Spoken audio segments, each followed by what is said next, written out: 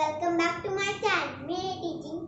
Today I am going to teach you how to draw circle.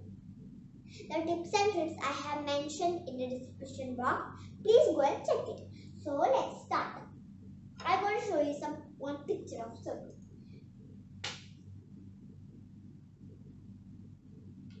And do you notice that if we add right curve and left curve, it becomes circle. I will just show you a sample. See? It becomes circle. Can you see it? So now I can show you the circle. So first you must draw a circle.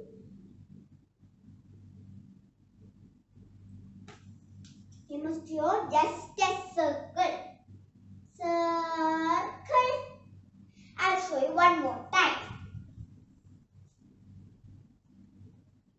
Circle. Okay? Now I will show you. Circle. Okay.